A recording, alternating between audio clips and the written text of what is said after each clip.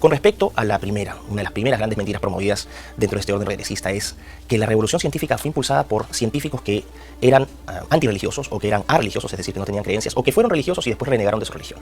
Todo esto es falso. Quiero señalar este punto con absoluta claridad. La revolución científica fue impulsada y liderada en su abrumadora mayoría por científicos cristianos. Y cuando me hablo de cristianos me refiero a católicos, luteranos, anglicanos y de otras denominaciones. La revolución científica fue posible gracias al cristianismo y no de otra manera. Hay una segunda idea que también está ampliamente difundida por el regresismo de que la ciencia y la religión vivieron en permanente conflicto durante este periodo. Esto es falso, es un mito fabricado en el siglo XIX, lo que se llama la tesis del conflicto, que ya voy a pasar a explicar.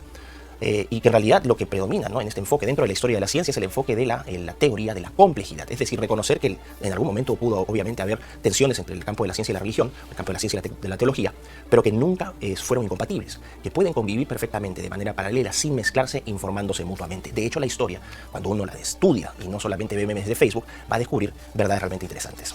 Ahora, ¿por qué se establece este conflicto entre ciencia y religión? Esto nace en el siglo XIX, también el siglo del progreso material, del progreso secular, ¿no? Es un proceso, es un periodo, sobre todo en Europa, de intensa secularización, es decir, los europeos van abandonando la creencia en Dios y van creyendo más en su capacidad de manipular el mundo a través de la tecnología y la ciencia. A la tercera gran mentira.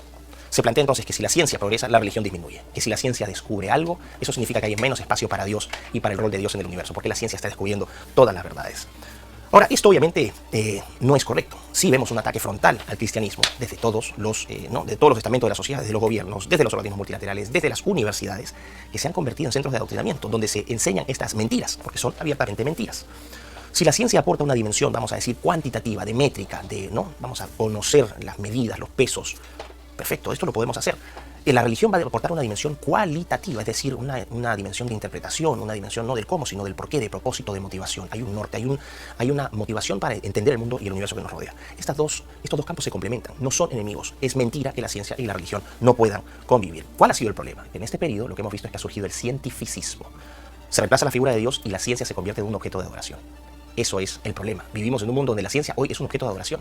El problema es que la ciencia no te puede dar todas las respuestas, simplemente porque la ciencia no plantea todas las preguntas. Si yo pregunto, por ejemplo, ¿cuál es mi propósito en este mundo?, yo no voy a responder esa pregunta con el método científico, porque mi propósito es distinto al propósito de otras personas. El método científico me obligaría a tener siempre las mismas respuestas. Así que hay que tener siempre en consideración estos elementos, ¿no? Esta es la falsa doctrina del progreso regresista.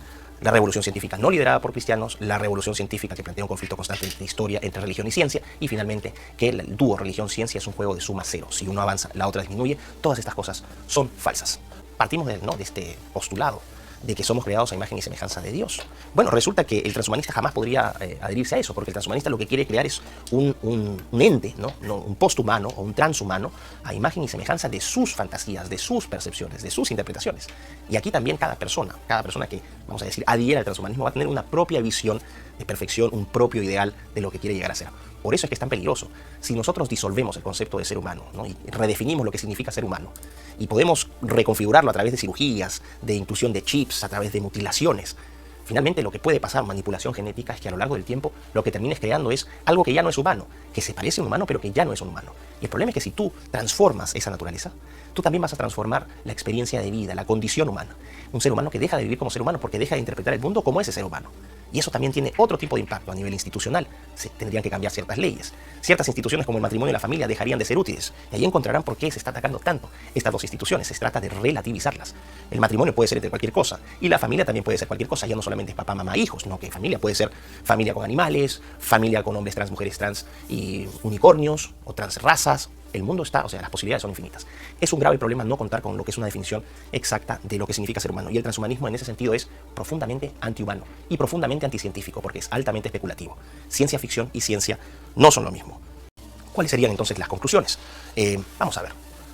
La primera de ellas, muy importante. La revolución científica fue posible gracias al cristianismo, gracias a científicos cristianos. Esta es una verdad de perogrullo. No permitan que les digan otra cosa. Lo otro es mentira.